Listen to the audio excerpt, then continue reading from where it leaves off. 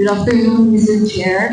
I'm just taking this opportunity. It is possible. I am asking your permission if we can ask Attorney Roberto Padilla, since he is the head legal counsel of the Palaong market issue, if pwede ba makapangunta na regarding to the status. And if not possible, since nano si Attorney Padilla, can we ask his time again next session for you? No, you don't have the privilege to ask them. Okay ra, Attorney. Good afternoon, Attorney. Regarding to our status of our Palaong market, unsa man gyud ang nahitabo, since wala man gud naabot dahil sa sanggunian regarding sa anang new contractor na po, nagpa-renovate, then murag hanging almost the members, I guess, kaya wala po naabot dahil sa sanggunian. Kung saan na yung status sa ito ang Palaong market karon din gawas na po ito katong result pa sa court na nanay decision. Then at least maklaro, Attorney, kung sa manggani ang status sa ito sa Palaong market. Yes, ma'am. Ang Palaong market, when the present mayor took over in July of 2022 was unfinished. Wala ka naman. It should have been finished before the former mayor, before he stepped down. Dapat nakumana ni Kanito pa before 2022. Pero kay nag-ayo several extension ang contractor o na-after doon sa COVID, walang delay ang completion sa project. So pag-lingkod ni Mayor Freddy, among itataw, it's 70% completed. 70%. Ingon sa ingon sa contractor, 90% plus completed. Nangayon ang contractor of 7 extension.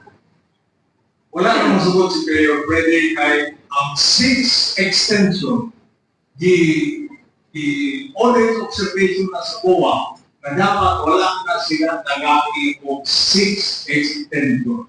Ingon sa COA, sobra na ang inyong ipang-akat ng extension.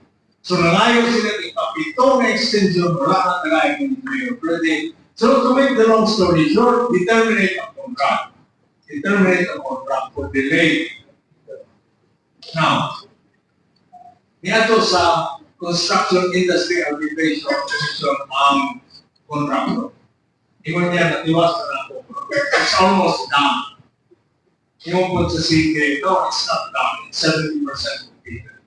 Unfortunately, the SIA, the Construction Industry Arbitration Commission, decided in favor of the contractor. Ingon sa SIA, no, it's almost completed. Mabayad mo iyan CK. Sa kulang. So, we did not agree with the decision. We went up to the Court of Appeals. Isama kita niya, kita. Karon, ang apilasyon na ito, mag-file na ito kaya itong September of this year, is still pending in the Court of Appeals. Nagpadala na o sharing ang SIA.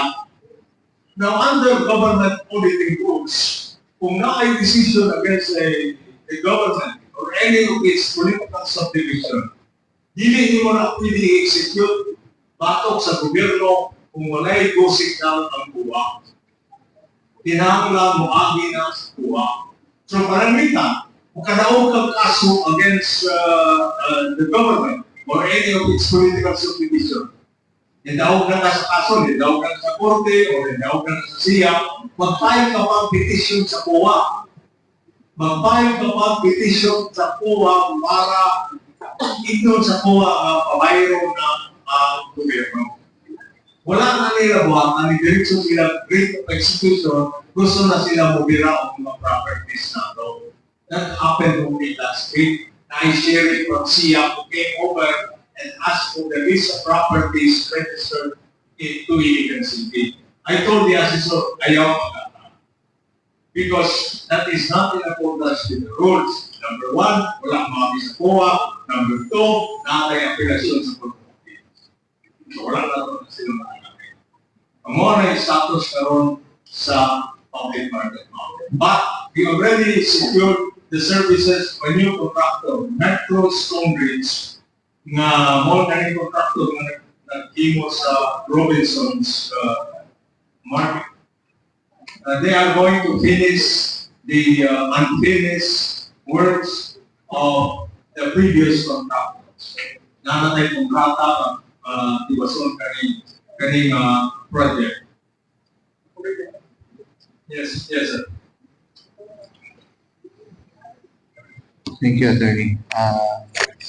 Naging mga attorney nga napay-pending nato na appeal no, sa Court of Appeal regarding sa decision sa SIAC. I mean, pero naanatay gipahimo nga gipapadayon sa nga kontraktor. I think makita man ako dito sa ano. So ni agi pa to siya bidding, attorney. Yes. Ni agi siya bidding. Under government procurement law, Republic Act 8184, kung determinate ang contract, ang malawag ng something procuring entity, ang legal entity can enter into a negotiated contract with any legitimate and non-able contractor. Naanas malawag, sir. Hindi nga tinawag ni ating ang atong tumukan is for the early completion of the project. Mo enter into negotiated na. So sa ato pa, mo agi man siya ang bidding, attorney. Pero negotiated na siya. Actually, nag-consider of several contractors. No? And then, ang procuring entity, led by the mayor, choose the Metro Stonebridge. So walay bidding siya. Wala siya bidding. So, dili ba kinanglan nato kay nanatay bag-ong kontrata na pod sa bag-ong kontraktor nga magpadayon. Yeah, we have a new contract. If I remember it right, I don't know kung there is a council nabatay authority niya gihatag sa mayor to sign. Yeah, I believe so. Nga nanatay i-contract bagong contract dito. I think di ko kayo nung pero there were times wala pod ko. I don't know if nanabay authority ang mayor to sign contract with gikan sa SP. Yes, I believe so. Na siya. Tana lang ko. Kay Konggon. Kato attorney kay, what if, unsay mahimong estado, o unsay mahimong sitwasyon, attorney, kung sa ato ang apila sa korte, sa Court of Appeals, dili gyapon mo pabor sa LGU? May tawag yan, mapili ta sa Court of Appeals, then the judgment becomes final. We have two options. Either we don't appeal to the Supreme Court, we just abide by the judgment of the Court of Appeals, and then the contractor will have to file a petition before the COA. Before the COA, they will have to file a petition to execute the judgment. Sa claim, sa And ilang the claim. COA will have to come into the picture to determine kung asa kuwaon ang kwarta na ibayad sa contractor, pursuant to their auditing rules and regulations and power over the offers of the government and any of its political subdivision. Naman ko sila yung supervisory powers sa atong kwarta sa gobyerno. So, ang buhaton sa contractor, mumura, kung nabalik sila, magpahal sila ng petition sa COA, ang COA, Para makuha nila tong ilahang claim. kung ang COA mo determine na yun kung asa kuwapon ang kwarta na ibayad sa nila. Mauna yung trabaho sa COA. So karon wala pa nila buhata pero nagpadala na sila og secret. Muna di-chika na kung ano padala yung listahan sa accident kaya nagpapalayo. Any execution against the offers of the government, dili mo na pwede nga magbirala sila kwarta sa atong appropriation. Kay what if the money was already appropriated para isildo sa atong mga tao and then ilang isildo? Like, That is why the COA will come into the picture para i-determine kung asa kuwapon ang kwarta. Dili nila pwede makuha ang kwarta that was already appropriated for a particular purpose and was ma-paralyze ng operations sa gobyerno. Attorney, dili ba siya kabahin sa unang appropriation nga para sa Palao Market nga i-appropriate nato ana nga budget nga ilang gi-claim appropriated naman to daan para sa ato ang project sa market. Yes, and that is what we are going to use to finish the project. Ay. Yes, it was appropriated for Palawan. So, if akong ba't pasabot, attorney, if modaog sila sa ilang claim, naa naman to appropriation daan para ibayad sa ila sa ato pag gigamit nato sa lain ang kato nga appropriated nga project nga unta ila para sa ilahan. Wala to i-appropriate para ibayad sa ila. I-appropriate ninyo to para ibayad sa project. Project. Oh, There's a way of difference okay. between what you're saying and i-appropriate para ibayad sa kontrakto. No, i-appropriate para ibayad Sa project. project. Pero kabaluman ta nga katong ilang claim is para man to sa ilahang i-claim nga completed na nila nga part sa project. So dapat katong nga ilang i-claim karon nga dapat bayaran nato para sa ilaha, wala man sila nag-claim og lae gawas sa katong nahuman nila na complete nila. Yeah, we dispute that. Wala man natin nagawa. Okay. Wala natin nagawa na kung ilang ipin. We disputed that. As a matter of fact, we went to appeal. Okay. So kulaton man nato ang finality sa Yes, we sa have to decision wait sa for court. the finality of the judicial process. Okay, sige attorney kana lang kay para na ko unsa ni medyo naay komplikasyon nga wala pa nahuman ang wala pa ipalimpi ang kaso pero nana sa bag-o nga kontraktor or we should have waited for the final judgment, the decision sa Court of Appeals o sa Supreme Court before ka makapadayon sa ato ang proyekto sa market. Mo na kung una-una. No, as a matter of fact, Republic of 9184 says that if the contract is terminated, dapat ipadayon diretso. Dili na magulat sa kaso. Okay. Dili na otherwise ma-prejudice sa party. Okay. Muna di mandato sa balaod. Kung determinate mo ang project, mangita ka dayon diretso o gayong kontraktor para tiwason. Otherwise, kung imo hulaton, mauman ang kaso, maubot ka ng napulo ka tuloy, mahugdog na itong atong itong project na wala matiwas, it will be prejudice. So muna, kung ato lang isunod ang Republic of 9184. Okay.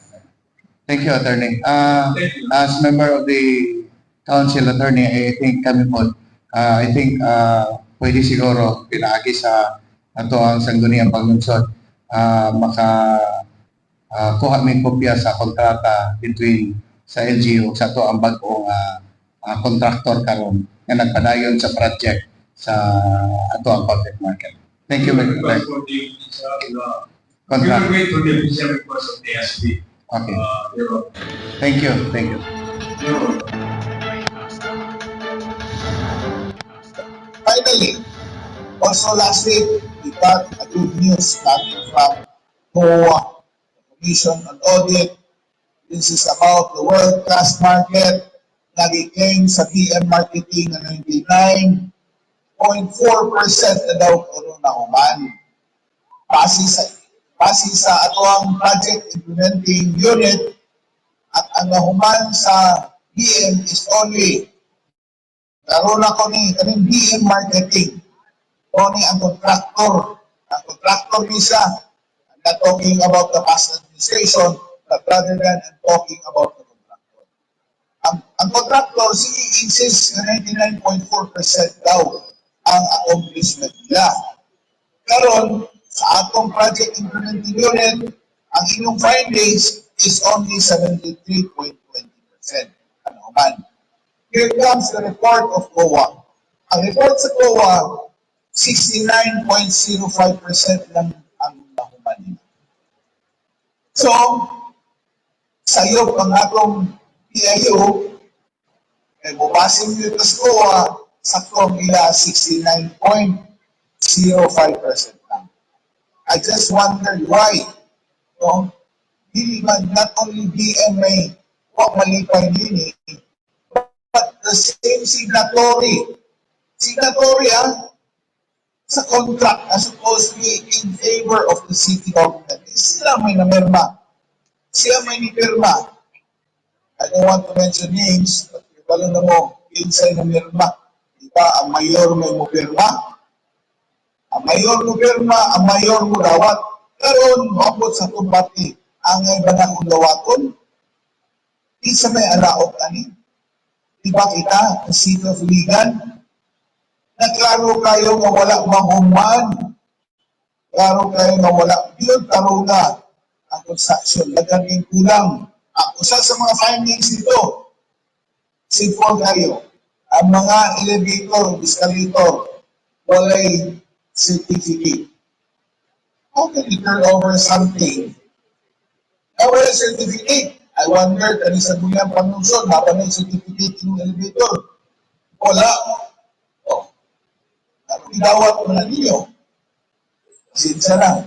So that's the truth. Ganun idawat mo na. Pahalagbahan, ganun idawat mo na ninyo. Anyway, padayon ko, base sa desisyon sa SIAC, pili kita. Ang SIAC, for the information of everyone, tulura ka tao, nagbutbuot na, tulura ka mo, attorneys, lawyers, nag-assemble for this particular project na kaninga problema na sila yung settle. Ang outcome, kita ko nung pabayro. Mutana ko ninyo, mutuo ba ta direkta sa desisyon sa SIAC? Bayan ba ta o 100% o 99.4% as instructed or as ang desisyon sa SIAC? Siyempre, ako dadon sa korte. Kung nagkaroon, nagpadala o sa tawagan pleadings or hangyo dito sa Court of Appeals. Karoon ng Court of Appeals, wala pa mo gawas ng decision, but we're hoping na positive ang outcome. Because kanisa para ni sa Syudad Siligan, para ni sa Atua. Muna yung grabe no, papayron tag 99.4, nakutanahon sa sulod, halos di ka ni magamit. Not only the certificate ang kulang, makita niyo nga ang ilang sealing kanito si tawag waterproofing o gani tarunga. Mamalin ka dito, mag-ulan, magsiguro. So more na ang mga findings, no? Actually natin mga findings sa COA, but di na natin inilitanan. But that is a very positive sign.